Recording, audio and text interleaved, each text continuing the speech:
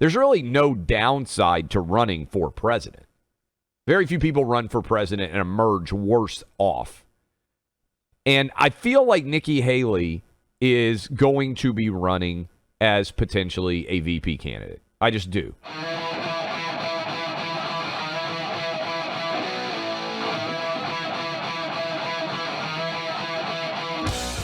Valentine's Day also the day that Nikki Haley has decided to tell America that she loves us all and that she is the savior for 2024. I believe we have a audio here of Nikki Haley's official video announcement that she is running for president. She said she would never run against Donald Trump. So much for that. Here is Nikki Haley, the first major, I would say, candidate to go head-to-head with Donald Trump, just announced this morning. Listen. Republicans have lost the popular vote in 7 out of the last 8 presidential elections. That has to change. Joe Biden's record is abysmal, but that shouldn't come as a surprise. The Washington establishment has failed us over and over and over again. It's time for a new generation of leadership to rediscover fiscal responsibility, secure our border, and strengthen our country, our pride, and our purpose.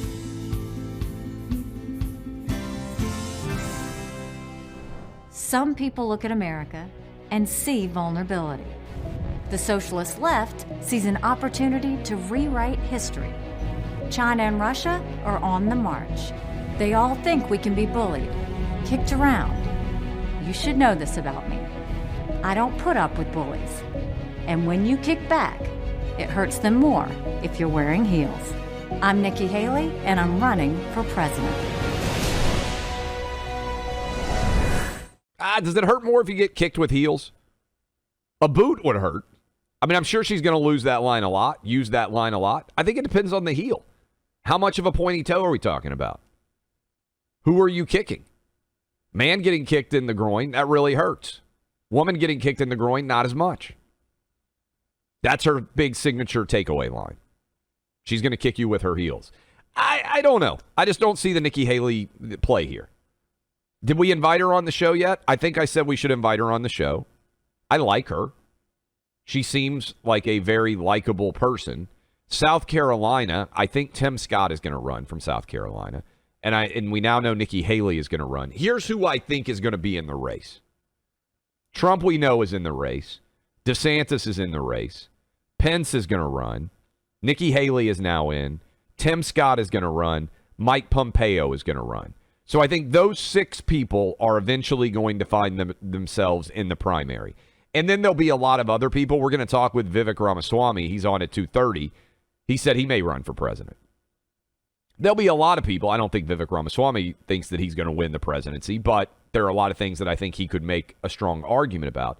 There are a lot of people who run for president not thinking that they really have any definite chance, but that, maybe it could make sense going forward. They got a small chance, outside edge, but in larger context, they get their stories out there. They increase the overall brand awareness for them. There's really no downside to running for president. Very few people run for president and emerge worse off. And I feel like Nikki Haley is going to be running as potentially a VP candidate. I just do. And I feel the same way about Tim Scott. I met Tim Scott on Saturday. We've had him on the show before, South Carolina senator. Impressive guy. He was out in Phoenix for the Super Bowl. Talked to him for a little while. I don't think that, and look, you grab this transcript, you save it. We're obviously here on Valentine's Day in 2023. First votes don't happen until January, 11 months from now. I don't think anybody has a chance in hell of being nominated as a Republican except for Donald Trump and Ron DeSantis. We're 11 months out from Iowa. I understand that there are going to be a lot of people throw themselves into this race. There will be ebbs and flows. I will be stunned beyond belief if there is a Republican nominee and it is someone other than Donald Trump or Ron DeSantis. I think this is a two-man race.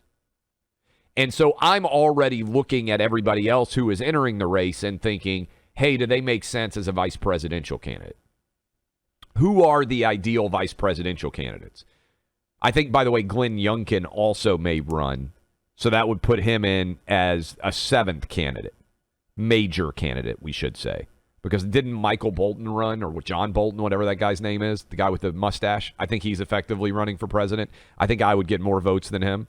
He has a better mustache than me. I would have a better presidential chance than him. To his credit, mustache is pretty fantastic. So I think Michael Bolton / John Bolton is in, but I'm not really counting him as a major candidate. I'm already looking ahead and thinking, okay, Trump or DeSantis is going to be the nominee. Who is the best VP? And to me, the best VP has to come from a state, given how competitive things are right now, where you could potentially deliver that state on the national ticket. Look, people can sit around all day and tell you that we don't know how things are going to go. You tell me right now, Pennsylvania, Wisconsin, Georgia, New Hampshire, and Arizona and Nevada. You tell me who wins those 6 states, we'll know who the president is. The other 44, I'm not even focused on. Those 6 states that I just ran through.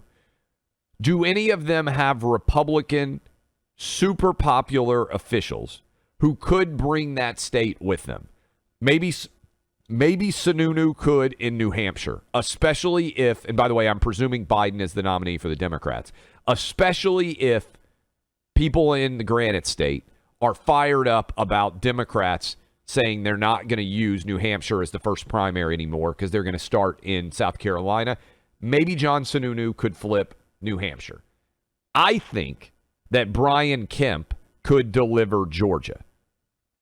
Could Glenn Youngkin deliver Virginia? If he could, then he should be on every ticket. He should be the vice president for Trump or DeSantis, period. I don't know if he could for presidential politics. I feel very good that Brian Kemp would make Georgia not a competitive state. I feel like Sununu might do it in New Hampshire. No one that I can think of in Pennsylvania. Maybe our guy Ron Johnson could help deliver Wisconsin to the Republicans. I love Ron Johnson. I don't know if he'd want to be vice president. He probably feels like he has more control of his Senate career. But he potentially could make a play in a big way in Wisconsin. Nevada, I don't really see any. I know we just elected Lombardo as the Republican governor there. It was a very tight race. If he could deliver Nevada, I think you have to consider him on the ticket. Arizona, you guys know that I love Nikki Haley. Could Nikki Haley deliver Arizona? Well, she didn't win the governor's race, and we can get into all that. I love her as a candidate. But I don't think there's a statewide Republican in Arizona right now who delivers the ticket. So to me, I look at Nikki Haley and say, I like you. I like your story. But South Carolina is voting red already. Same way, by the way, I feel about Tim Scott. If you're in a state that's already going to vote Republican and you are running for president, and I don't believe you're going to be the nominee because you are not Ron DeSantis or Donald Trump, then effectively you are competing to be vice president.